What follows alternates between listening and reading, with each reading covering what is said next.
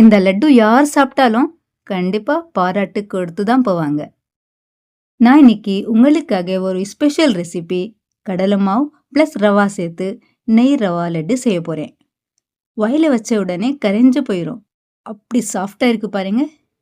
10 லட்டு சாப்பிட்டோன்னா கூட பத்தாது. மனசு அப்படியே இன்னும் சாப்பிடணும் தோணும். முதல்ல ரெசிபிக்காக கடலை மாவு இது 3/4 கப் இருக்கு. பாருங்க, நான் செல்லச்சி யூஸ் பண்ணியிருக்கேன். கண்டிப்பா செல்லச்சி யூஸ் பண்ணிக்கோங்க. 2வது பாருங்க, அதே கப்லேயே 3/4 கப் ரவை. நீங்க எந்த ரவை கூட யூஸ் பண்ணிக்கலாம். 3வது பாருங்க, இது மில்க் பவுடர். நம்ம லட்டு டேஸ்ட் அதிகமாக இருக்கணும். அதுக்காக 5 டேபிள் ஸ்பூன் மில்க் பவுடர். சின்ன கப்லேயே 1 கப் நான் சேர்த்துருக்கேன். கடலை மாவு, ரவை, மில்க் பவுடர் நல்லா மிக்ஸ் பண்ணிட்டு இது 3 டேபிள் ஸ்பூன் நெய். இந்த டைம் ஆயில் யூஸ் பண்ணாதீங்க. நெய் சேர்த்து நம்ம லட்டு ரெடி பண்ணால் அந்த லட்டு டேஸ்ட்டு எப்படி இருக்கும்? அதுக்காக நீங்கள் ஆயில் யூஸ் பண்ணாதீங்க. சும்மா ஃபியூ செகண்ட்லே நெய் நல்லா அப்சர்வ் போயிட்டு இருக்கு. பாருங்கள், மாவு டெக்ஸ்டர் இந்த மாதிரி வந்திருக்கு. இந்த டைம் நார்மலாக தண்ணி போட்டு டவ் ரெடி பண்ணிக்கலாம். பால் பவுடர் நீங்கள் சேர்க்காது இருந்தால் ஒன்லி பால் போட்டு நீங்கள் டவ் ரெடி பண்ணிக்கலாம். நான் மில்க் பவுடர் சேர்த்துருக்கேன். அதுக்காக நார்மலாக தண்ணி போட்டு டவ் ரெடி பண்ணிட்டேன். நீங்கள் உங்கள் வீட்டிலே மில்க் பவுடர் இல்லாது இருந்தால் நீங்கள் பால் போட்டு டவ் ரெடி பண்ணிக்கோங்க. பால் பவுடரில் எவ்வளோ டேஸ்ட் இருக்குது அந்த டேஸ்ட் பாலில் வந்துடும். பாருங்கள், நம்ம டவ் இந்த மாதிரி சாஃப்டாக இருக்குது. ரவை சேர்த்திருக்கோம். டவ் வச்சனா இன்னும் கட்டியாயிரும். ரெஸ்ட்டில் வச்சுக்கலாம். பிளேட் க்ளோஸ் பண்ணி விடுங்க. 30 மினிட்ஸ் நல்லா ரெஸ்ட்டில் இருக்கட்டும். ஆஃப்டர் 30 மினிட்ஸ் டவ் எடுத்து காட்டுறேன். பாருங்கள், எப்படி கட்டியாகிட்டு இருக்கு பாருங்கள். தண்ணி எல்லாமே ரவையில அப்சர்வ் போயிட்டு இருக்கு. ரொட்டி செய்கிறதுக்காக டவ் இந்த மாதிரி வானுங்க கொஞ்சம் தண்ணி சேர்க்கணும். டவ் இந்த மாதிரி பிரித்து கொஞ்சம் தண்ணி போட்டு சாஃப்டாக டவ் ரெடி பண்ணிக்கலாம். முதல்ல எப்படி இருந்துச்சு அந்த மாதிரி ரெடி பண்ணிக்கோங்க. அவ்வளோதான். 2 துண்டு பண்ணிவிட்டு ஒரு பீஸ் எடுத்து இந்த மாதிரி நம்ம ரொட்டிக்கு எப்படி செய்கிறோம் அதே மாதிரி ரொட்டி ரெடி பண்ணிக்கலாம். பட் மாவு இல்லைங்க, இந்த டைம் ரவை நான் போட்டிருக்கேன். ஏன்னா கீழே ஒட்டிரும். அதுக்காக கொஞ்சம் ரவை போட்டு மெலிசாக ரொட்டி ரெடி பண்ணிக்கோங்க. ரொட்டி ரெடி பண்ணிவிட்டு திக்னஸ் நான் எடுத்து காமிக்கிறேன். அதே மாதிரி நீங்கள் ரெடி பண்ணிக்கலாம். இந்த ரொட்டி ஷேப்லெஸ் இருந்தாலும் பரவாயில்லைங்க.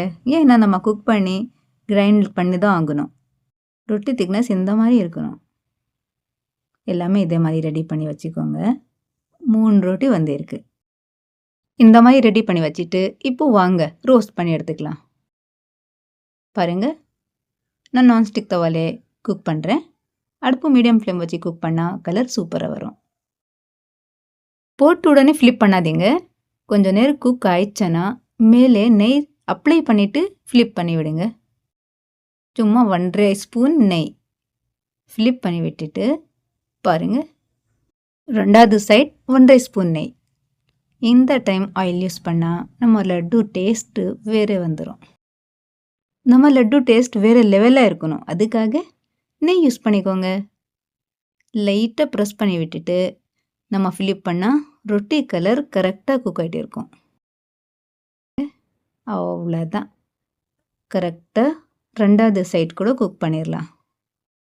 நம்ம ஹை ஃப்ளேம் வச்சு குக் பண்ணால் ரொட்டி கலர் இந்த மாதிரி வராது, டார்க்னஸ் வந்துடும்.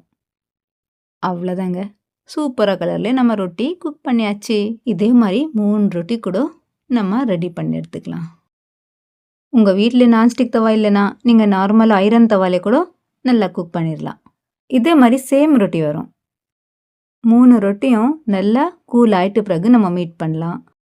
அந்த டைமில் நம்ம வானல்ல சர்க்கரை சிரப் ரெடி பண்ணிடலாம். பாருங்கள், அதே கப்பில் 1 கப் சர்க்கரை. 1 கப் சர்க்கரைக்கு 1/2 கப் தண்ணி.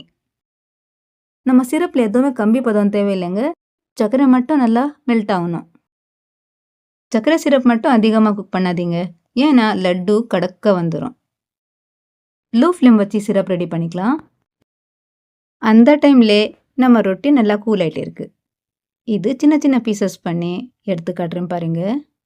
இந்த மாதிரி டெக்ஸ்சர் வந்தால் தான் நம்ம லட்டுக்கு கரெக்டாக இருக்கும். ரவா மாதிரி இருக்கணும்.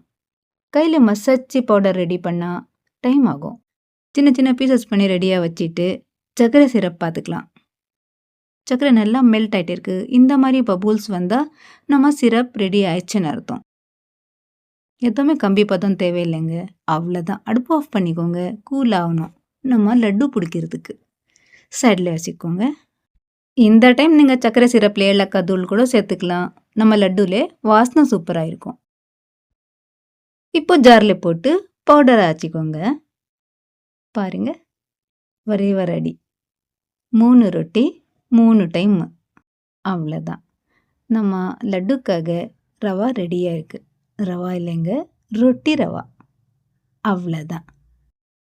வானல் இல்லைன்னா ஒரு பாத்திரம்ல இந்த ரவை போட்டு நம்ம நெய் போட்டு கொஞ்சம் ரோஸ்ட் பண்ணால் லட்டு டேஸ்ட் அதிகமாக வந்துடும். அதுக்காக நெய் 4 டேபிள் ஸ்பூன் நெய் ரவா லட்டு இல்லை, அதுக்காக நெய் கொஞ்சம் அதிகமாக சேர்க்கணும். பட் நான் கொஞ்சம் தான் சேர்த்துருக்கேன். அடுப்பு மீடியம் ஃப்ளேம் வச்சு குக் பண்ணிக்கோங்க. நெய் எல்லாமே அப்சர்வ் போயிட்டு இருக்கு.